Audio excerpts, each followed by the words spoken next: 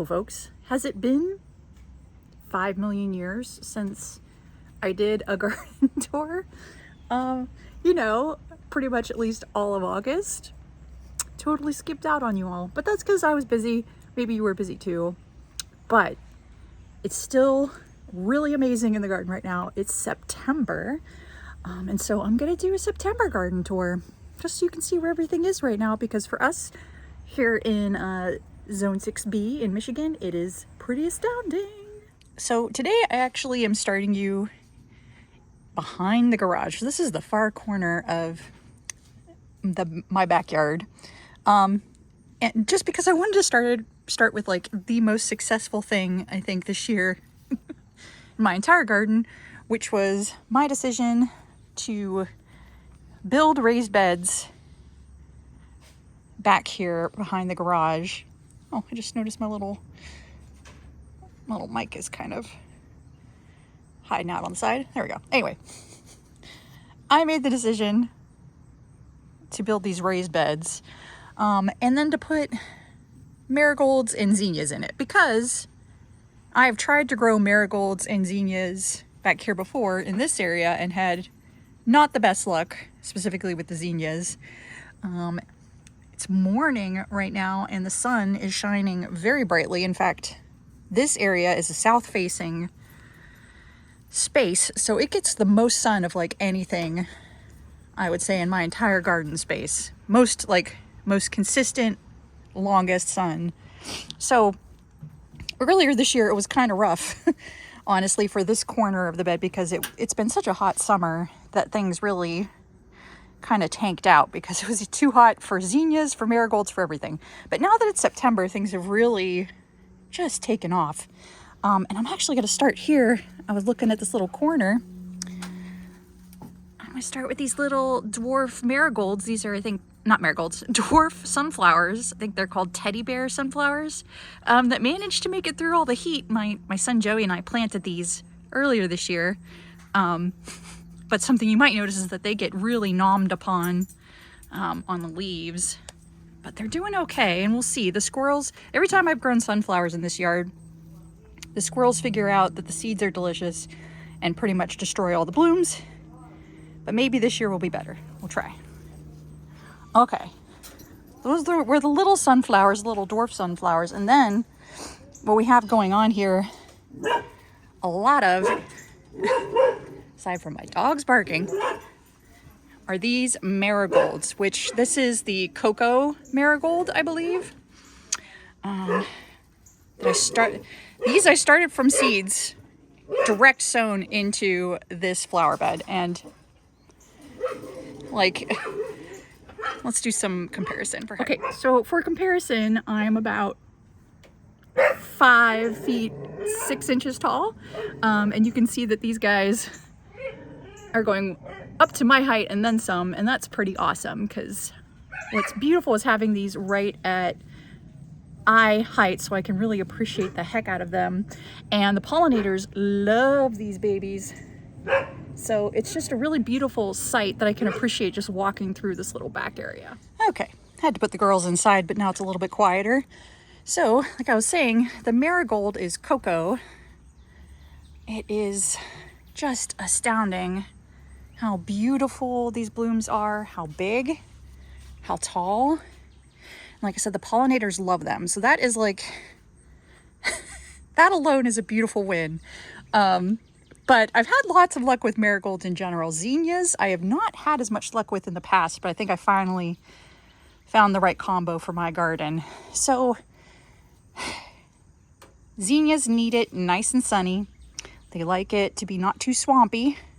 And a raised bed in a south-facing location with lots of sun seems to be doing really well. Over here you can see this is a pink cupcake mix, all these little pink guys. What was a little interesting to me is that in the pictures, in the catalog pictures, they have a lot of double flowers. And I haven't seen that on mine. But doing some research, I found out that zinnias don't, seeds that have been shown as double flowers, not every single flower will be doubled. Not every single bloom on zinnias. And you can kind of encourage it by doing regular watering, and some people say that when it's cooler, they're more likely to double. And I think that's true. I feel like I'm seeing more double now that it's cooled down a little bit. We were in the 90s last week, Fahrenheit, and now we're down into the 70s. But yeah, you can see the pink cupcake mix is supposed to be a couple different kinds of pink. But then we segue over here into the Queenie Lime Zinnias, which is a whole series. Well, this is actually pretty doubled. They usually have kind of a lime cast to them. And I bought a couple different kinds this year, including a Queenie Lime blotch, which I think this one might be. Unless that's a double. This one's hard to say. This is definitely more likely to be a Queenie Lime. This one for sure. I think this is the lime blotch because look how much more lime there is. This is the fun of direct sowing seeds all together. You kind of don't know. I'm pretty sure this is the Queenie Lime Orange, which I am definitely wanting to get again next year. I love this combo. Little variations on the orange of the marigolds. See, look at that. Oh, so good. So good. Yeah, like, so zinnias are doing really well here. Obviously, the cocoa marigolds are doing fantastic. And the zinnias are just starting to look really good. So I need to come out and pick a ton of these flowers because they actually, as my mom says, cut and come again. With zinnias, it's like the more you cut them as a cut flower garden, the more they bloom. Look at that. Ah, so good. And back here, these more bright orange ones, bright red orange, are the Oriole seed mix that I got. They are just super vibrant and they've been doing really well. And then over here, another really beautiful choice is Isabellina. Isabellina, I got it because it kind of looked like a really happy daisy. You can see how this one's super doubled. Again, the zinnias aren't all going to have the same number of petals, whereas this one is more singular. Let's hold them up for comparison if I can get, you're both pretty. Hold on. See? All the same plant, but you get variations in the blooms that are really pretty. And yeah, you can tell the sun faces this way because everybody's leaning that way, but it is just really pretty. Definitely a successful spot for growing my zinnias, even if you can see, like, underneath zinnias have legs that aren't super pretty. It'd be great to plant something here to kind of cover it. But anyway, I digress. This is going to be a very long garden tour if I keep up this kind of rambling. But I also wanted to show you back here my various vines that I've been trying out growing back here. These are all annual vines. Sorry, there's a mosquito. This is like mosquito corner. The nice thing about annual vines is that I don't have to worry about them taking over my garden because here in this climate, they will be killed by the frost. Because I don't want it to be like a jungle, at least not back here. So here we have, oh shoot, I forget this one. It's a sweet potato vine, a climbing one. I feel like it has coffee in the name, but I'm forgetting for the moment. But oh man, I'm loving, the thing I love about vines is watching them just slowly take over stuff. They're constantly changing, and I think that's a fun element to have in the garden. But we have this black sweet potato vine here. And then down here I have a variegated sweet potato vine. Hasn't done as well, but it's going all right. I also have a mandevilla here that I think is doing better now, but it didn't necessarily like the heat and the wet like I thought it would. But then also threading through this is a black-eyed Susan vine, Thumbergia. I have like one flower, but maybe there will be more as it cools down. But yeah, it's kind of fun. A nice way to try to cover up the corner that faces into the other yards around me because I'm in a suburban environment. Man, this is all behind the garage, this little secret garden. Now, here, oh, I need to put this back up. We decided to take advantage of this little spot between the two raised beds by putting the sundial in that my in-laws got me. That's so pretty. Oh. And we filled it up with gravel just to let it raise a little higher. Since everything else in this garden is pretty tall, if it sat at the bottom, it would be like really down low. And what I'm thinking of doing here, right now I just have a random pot that really isn't growing anything except tree seedlings. But what I'm thinking is I might take some smaller pots in around here and plant some of my smaller marigolds. Because, dude, I planted a whole range of other marigolds, shorter ones along the front of the bed, but they didn't make it in the heat. They really didn't like it. But now it's getting cool enough that I could probably start some in these pots and have a nice little marigold section. I might actually even be able to have some here and here now that it's cooled down a little bit. So the other big creature feature that I have to clean up in here is my dahlias. They finally have started to bloom fiercely, although I feel like something came in here and ate something. Like everything's kind of chopped off here. I don't know what happened. Had a lot of bug pressure this year with the heat, but take a quick tour. We've got this totally tangerine dahlia, which I tried to secure my dahlias with these tomato cages, but in the front I didn't do as good a job, so they're kind of leaning out. I need to do something about that. But yeah, that's the totally tangerine. I planted these smaller guys in the front. This one is some sort of autumn variety. If I can look it up, I will, but boy, that's pretty. That just popped out. And then I think that's Myrtle's Folly. Or shoot, I gotta look that up. That might be Sandman. I gotta remind myself which one it was because it just opened and I wasn't prepared for this beautifulness. And then this is Isle Dahlia, like an island, Isle. That one has been opening up tons. And like the zinnias, like this is sort of a cut flower garden concept I have back here. Like the zinnias, the more you cut these guys, the more they'll bloom. So part of the reason I wanted to do a video was so that I could actually come back in and cut the flowers, but I wanted to show them to you first because they're just so pretty. And then over here, I thought this was fun. Sometimes I just let things go in my garden and see what happens. The main part of this dahlia fell over almost to where it looks like it would have split, but it didn't. I mean, so the plant continues to be healthy, so I'm kind of just letting that go. But also you can see where the plant split, another whole stem came up and is growing. So just to show you what dahlias can do, if you trim them back, they will, or if they break, you can wait and see if they'll grow up a new sprout. That's something that they will do. Some plants will do, some won't. But yeah, this is the back behind the garage garden, looking super tall and lovely. And I think some marigolds, some shorter ones right there would be so pretty. All right, so just to orient you where we are, we're at the back of the yard.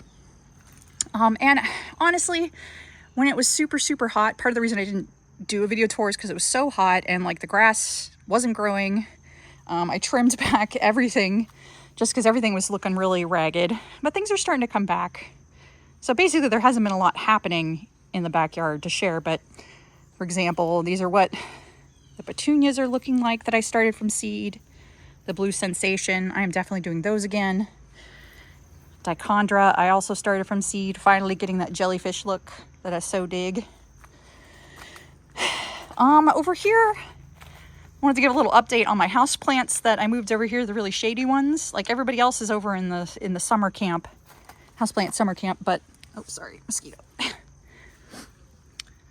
For example, my alocasia, or polycasia? I can't remember.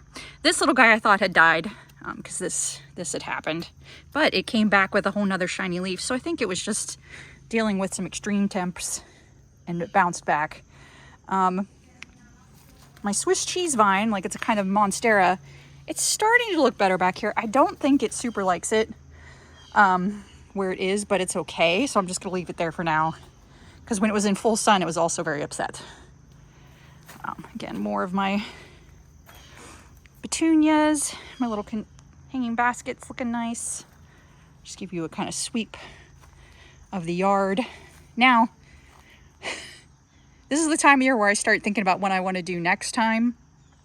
This whole summer I've been trying to I like seeded this whole area with grass seed, hoping that I could bring back the grass.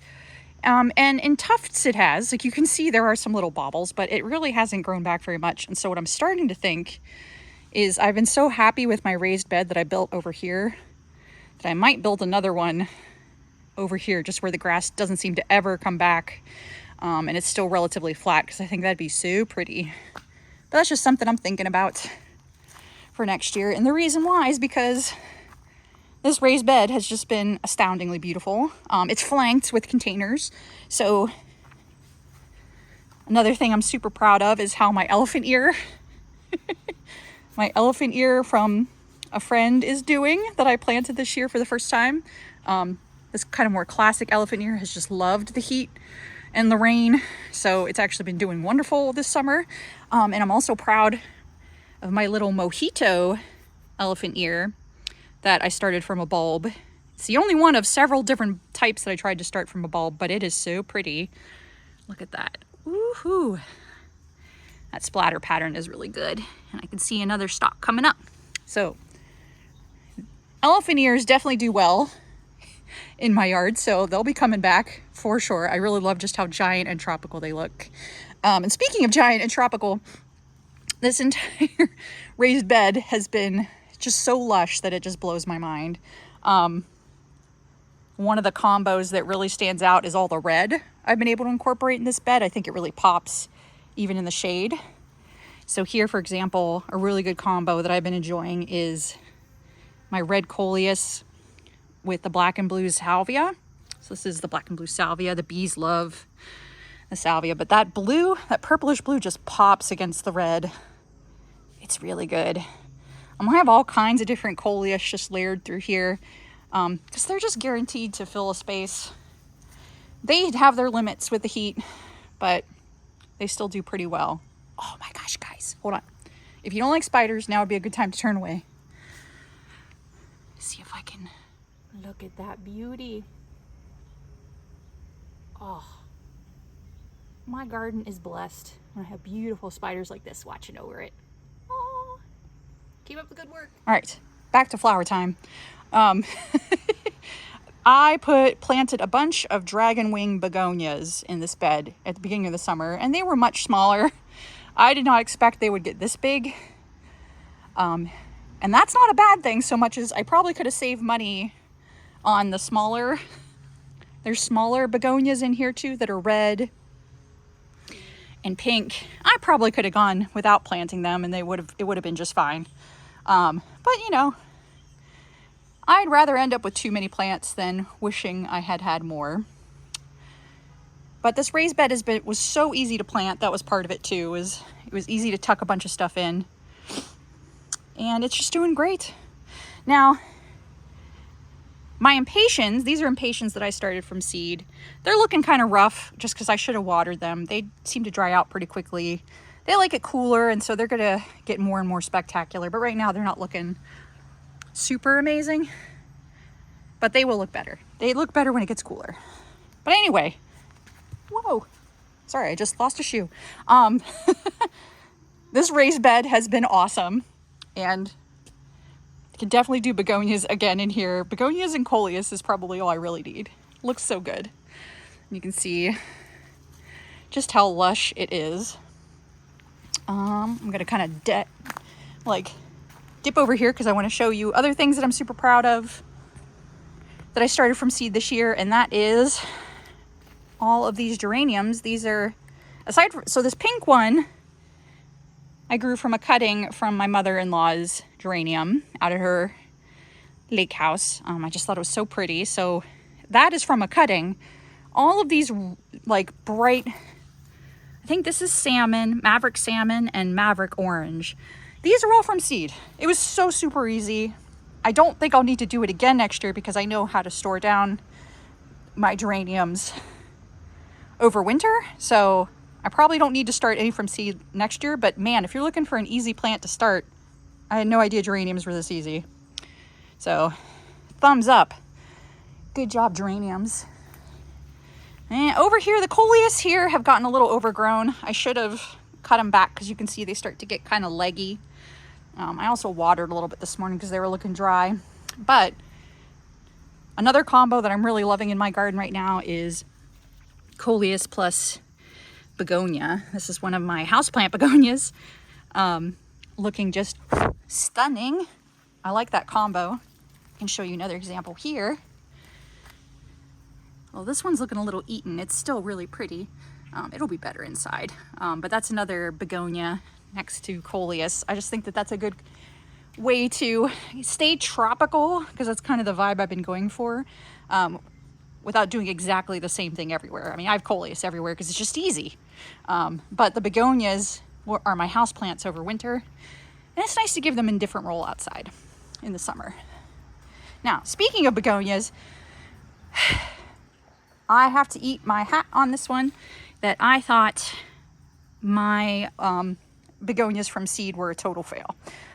These are whiskey white begonias. I was pretty upset with how tiny they were by the time it was time to plant them. In fact, let me see if I can find a little example. See this little guy? That's what they look like, only tinier at the start of the summer. And now look at them, like a mound of popcorn. They're really pretty. And I have to admit that I really love them and that I should try to grow them again next year. But maybe, just maybe, start them a little earlier, because they just apparently need more time to take off. All right, continuing the tropical theme, I was gifted hibiscus to take care of for one of my husband's colleagues, and it is doing really well. This is apparently a very good spot for it. I'm just deadheading as I go. It is also a nice red against the black and blue salvia pop of color. It just looks so good, and it really, you want to talk about tropical vibes, get into it. So yeah, and here again is another begonia combination. Wow, like the begonias give such great variation in the foliage, and those tones are nice and cool against the warmer colors. It's great. And then I got a bunch of, I think this is the lantana getting ready to come back. Some things, oh yeah, here's a good example of it. See the lantana here?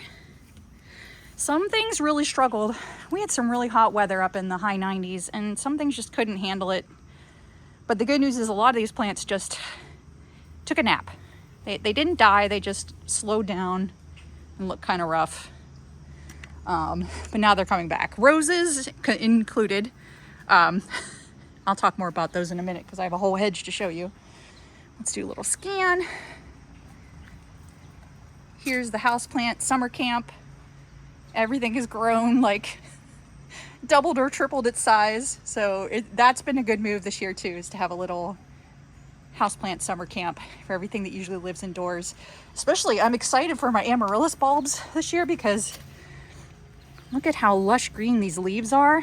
And all of that is gonna feed the bulbs that I'll store over winter and restart, as in like put them in dirt and let them rehydrate in late winter, early spring, and they'll be just so pretty. Everything seems super happy. And I especially love things like my little pothos, variegated pothos, taking over these amaryllis leaves and just escaping. I like the vibe on vines like that, but that's why I keep them annual or houseplanty, because I don't want them taking over my whole yard. So yeah, that's what the backyard is looking like. Got more striped roses going on. Okay, let's swirl around here. My green stalks have been doing really well. Every day, if I remember to, I turn them like a little quarter turn clockwise, just so, because the sun is coming this way. So I want to make sure everybody gets a chance to be in the big sun. Basil has been doing fantastic. And a lot of times I don't even eat it so much as just prune it and enjoy the smell. It's so good. Oh my gosh. Oregano also is having a great time up here. Tomatoes have been doing really well. I am finding that the patio tomatoes, which are just smaller, kind of like medium size, I would say, tomatoes, they're doing really well. Like I pull them, the way I support them is through these little stem supports that I just trail up the side of the green stalk. They've been doing really well. But part of my green stalk tomato experiment was also dwarf tomatoes, which are actually supposed to be way smaller. And That's like these guys. They just, I don't know. Maybe they need more food or something. They just, I mean, they've got blooms, and I have gotten some tomatoes off of them, but they have not been as productive as the patio tomatoes. And then all of my strawberry plants have put off a ton of runners, and I just looked into how to maybe start some of them in these empty wells in the green stalks. So I'm going to try that soon, because I would like to cover these green stalks over the winter and hopefully have these strawberry plants come back next year. That would be super cool, because I like having this whole little snacking station over here. It's really easy to take care of. So that's my plan. Over here, newest development is is my little water fountain. I'm still working on figuring out the levels here, but I wanted to make sure that there was enough, like there's like a small pot here, a bigger, biggest, like tallest pot, because I didn't want anything to get stuck in here and drown. But taking it back a minute from just safety minded, I want to make it a little more aesthetically pleasing. I put some shiny glass pebbles in there, but it's just a solar fountain. I got the little solar panel over here, and it's just really pretty. It has a nice sound. So that's like iteration 1 of having a water fountain out here. I've wanted one for a long time, and it just shuts off when it runs out of water or when it runs out of power. So pretty good. There's my girls being crazy. My Aldi's cannas have also grown since last time. These are, the blooms have already happened, and now we've got these. They'd be like rose hips, but they're the ovaries for the canna. Oh, sorry, spider. But I'll probably trim those off soon, because I don't need it to reproduce or get seeds. But those, again, going with that tropical vibe, those have looked good. I did a hard cut back of the snapdragons in August, and now they're starting to come back strong. So FYI, if your snapdragons are looking real scraggly, you can take them down hard, cut them back hard, and they'll just come back.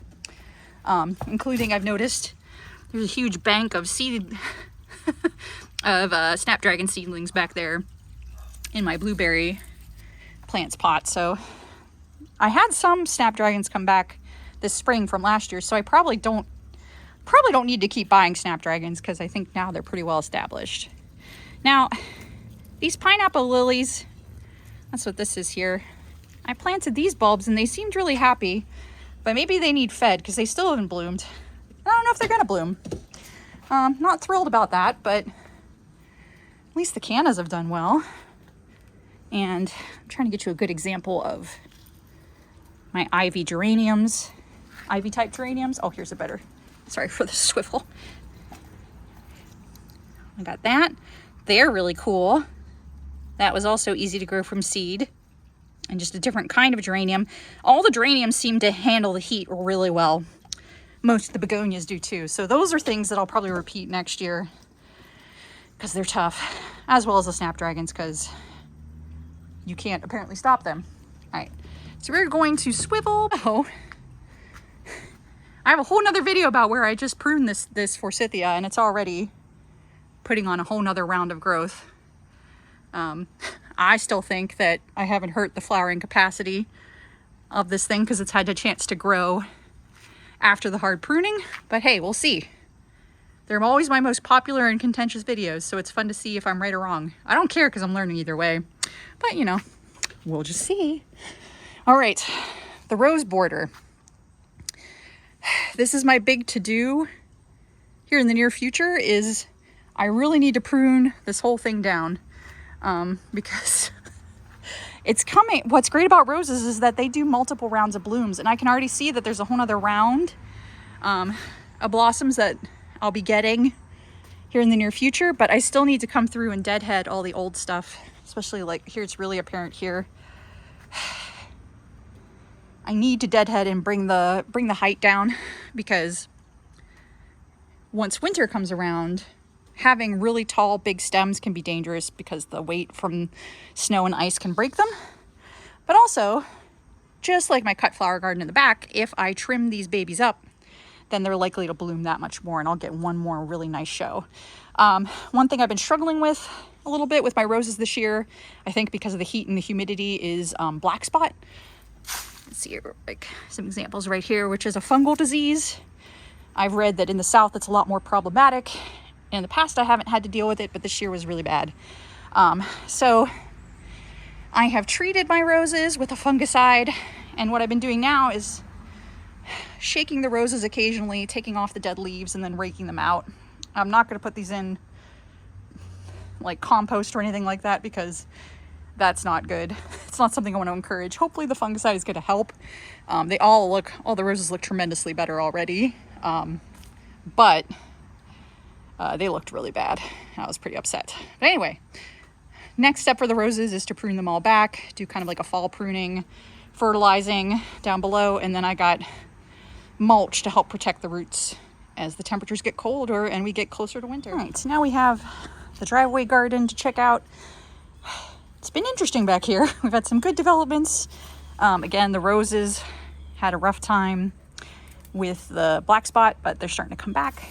Back here, this is one I planted this year. This lacy leafed thing is a elderberry called Laced Up. It's supposed to get really tall but stay pretty narrow, and it's put right here's that bright green growth. That's the new stuff it's put on since I planted it. It was much smaller, but it's looking really good. Also, things that I'm starting to see are my aster here. The aster is the birth flower of the month of September, but I have an aster that seems to like to actually bloom closer to October. But you can start to see the little blooms starting, so that's good. Now, over here was an experiment that didn't go so well, or at least I learned that maybe that's not one I want to repeat, is I planted, I'm trying to prop this here, I planted some gladiolus bulbs in here. See these this strappy foliage and then that strappy foliage over there, those are gladioli. Whereas here's an iris. Iris loves the setting, seems to be doing really well. Gladiola, not so much. It looks like it really roasted out the leaves. Talking with my mom, she says that they don't necessarily like being planted near foundations, which I'm guessing is that they need deeper soil so that they don't roast out like this. So probably won't do that again. Did get some blooms, but it just kind of looks a mess. Also, I've been noticing that something has been eating the heck out of my salvia, but they still prosper despite that. That's been a little sad. Something just noms upon this to no end, but it's still making it. Also, my lady's mantle that I planted earlier this year is looking good. That's put on size. And what I'm thinking for next year is putting actually some more words, Amber. Black-eyed Susans like we have down here. I see I've already got a baby coming up of either a black-eyed Susan or an echinacea, and I think really they would like the setting more than anything else. And I need something that can pop up really tall against the vinca, because if it stays short, the vinca overtakes it, the vinca being this lovely ground cover. So that's kind of what I'm thinking. Climbing rose is doing okay. Again, had a rough time with the black spot, but it's coming back. My clematis seems to be doing all right. It got pretty toasted with the hot weather, but it still keeps putting on blooms, so fingers crossed it's establishing and it'll be even better next year. And then the surprise of the hour has been I planted some sweet peas seeds back here way early in the spring because I was like, I have some extra. I still haven't found a good spot that they like to grow in. I'll try here. But I thought it would be too hot and dry. But no, they seem to really, really like it here. I'm curious to see what they look like once it cools down some, because they're supposed to like it cooler. There's some spots where I think it's either died out or gotten moldy, and yet up here it looks very pretty. You can see a little actual sweet pea, but I'm pretty sure you're not supposed to eat those, so don't try it. Or don't blame me if you try it and you get sick, because I said don't do it. But yeah, trying to train things up here. Maybe next year I'll try some annual vines instead, but I'm hoping eventually the climbing rose and the clematis, which are both perennials, so they should come back next year. If they get established, they should be able to take over this spot. We'll see. Here I have a giant tree sapling that I need to get rid of, but so be it. I've got my phlox that are slowly taking over this corner, and I want them to, because Remember, I've got all this vinca covering everything else. I need tall, robust things to pop through and give me color. And here the black-eyed Susan. Pretty sure this is Goldstrom, just like a classic variety. I need to come out and deadhead this, but it's doing really well. You can see how the leaves, if you feel the leaves, they're kind of scratchy. These don't. I wonder if this might be another echinacea. I'm not sure. I had coneflower in here, but it doesn't seem to be as robust as the black-eyed Susan.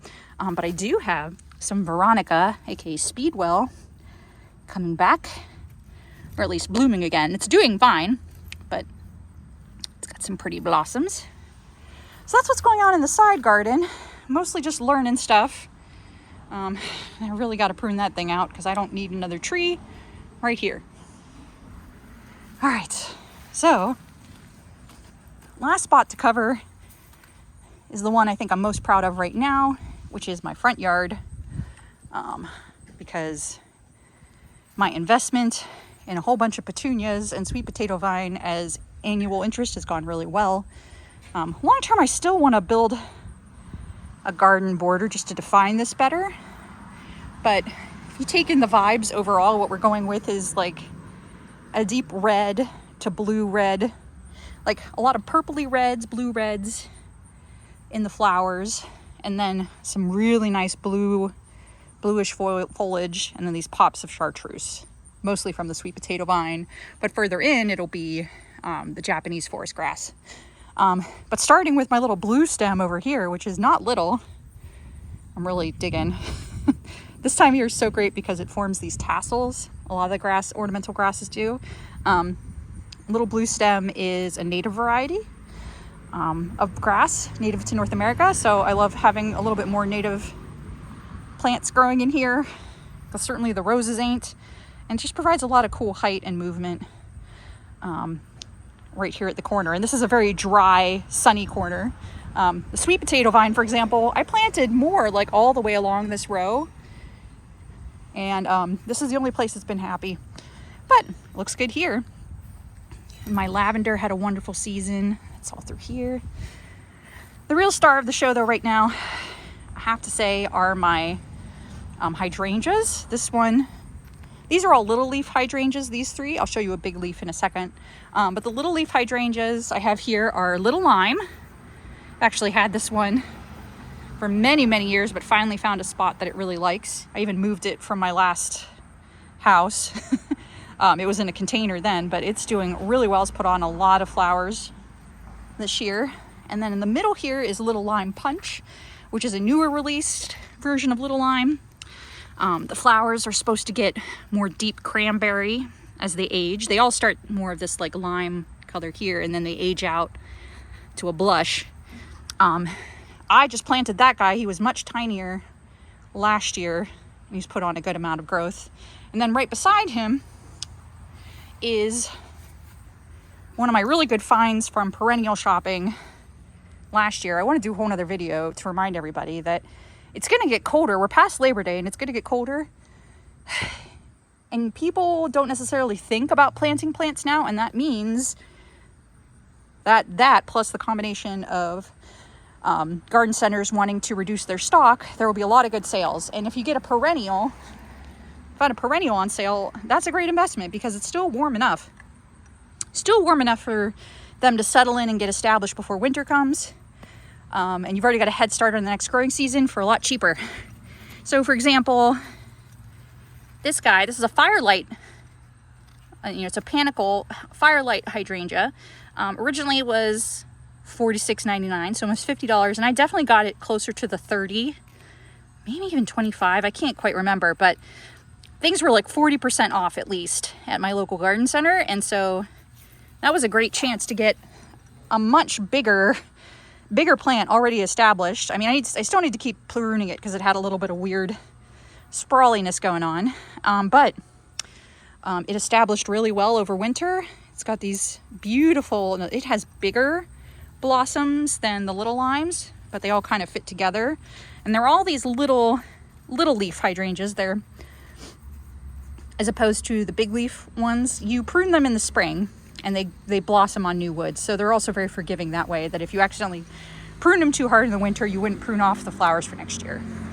So they'll all get much bigger, but it's going to take a long time. Like if I just scroll up for a second, like my neighbor's hydrangeas are like giant. Someday mine will be that big if I take good care of them. All right, so again, I'm loving how all these petunias have really taken on and bloomed out.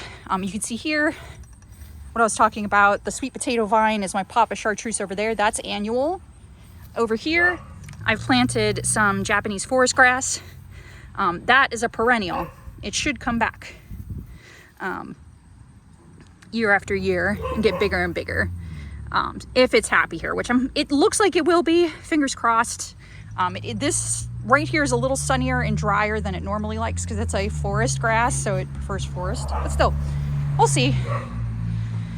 But yeah, I kind of did this arc of like cranberry reds into pinks. The cranberry color, some random petunia that I got at Home Depot, but the bright pink, let's see if I can find, oh, I wonder if I still even have words. I can see the difference now. Okay, so we have the what is that? Super Vista, I think that's Bermuda, and then I think that's Jazzberry. So this one is a little more blue, cool tone pink. This is more hot. They're all part of the Proven Winners Super Tunia variety. The pink and the two pinks. The reds, Home Depot variety, I don't know what they were. But this is a really easy way to just plop them in. They can start really small because you can buy a whole flat of them and they'll be tiny, but they'll soon kind of just take over and create these large mounds. Oh, and I really want to make a border to just define how they swoop. Over here, not a lot going on. I added some more blue festucia grass because I really like the blue and these pops that look kind of like Dr. Seuss creatures. But I also need to come in here and clean up because I see some weeds. But that's most of what's going on here. Oh, that's right. Just for contrast, let me show you. This is a big leaf hydrangea. I inherited this one with my house. When I bought it, it was already planted. This is one of those that I don't know if I have a good example now, but you might remember with hydrangeas that depending on the acidity, the pH of the soil, they can be pink or blue. This year it was very much more pink, but I did have a spot that looked more blue on this side because maybe I'd fertilized more over there. But anyway, this is a big leaf hydrangea. It's a different variety, and so you have to be careful that not all hydrangeas get pruned at the same time. I believe these you don't want to prune back in the fall, but I would double check. But I know for sure that all my little limes, all my little leaf hydrangeas, you prune them back in the spring because they'll bloom on new growth. This one might be the other way. And then over here, we'll just finish off. My rhododendrons are looking so beautiful. That's one that I'm proud of. I've been taking care of, inherited with the house, and it seems to be doing well. But over here, I've got this little swoop of Japanese forest grass, also called Hakanakloa. This is what it seems to like more like. It's really very happy right here, where it gets just a little bit of dappled sun, but stays pretty cool. But these get way bigger too. I'm hoping over time, as perennials, they're gonna fluff up too, because they just have this beautiful cascading habit. Well, yeah, that's what the front yard be doing right here in September. Even our grass hasn't browned out like it usually has by now. It's been a weird summer, probably for you as well. So yeah, that's what's going on in the garden here in the beginning of September. It's cooling down, but we haven't gotten anywhere near freezing temps at night, so lots of growing days still ahead of us. Right now, it's mostly about cleaning up everything that got dusty, rusty, just plain tired from all the summer heat, and get ready for just one more hurrah before things really take a turn. All right, hope you all are taking good care of yourselves. Let me know what questions you have in the garden. Let me know what you're looking forward to planting or seeing bloom here as we get into fall. All right. If you like this video, please like and subscribe, because like I said, there's still more growing season to go, and it's no longer so hot that my face melts off every time I come outside. So I'll be out here more too. All right, talk to you later. Bye.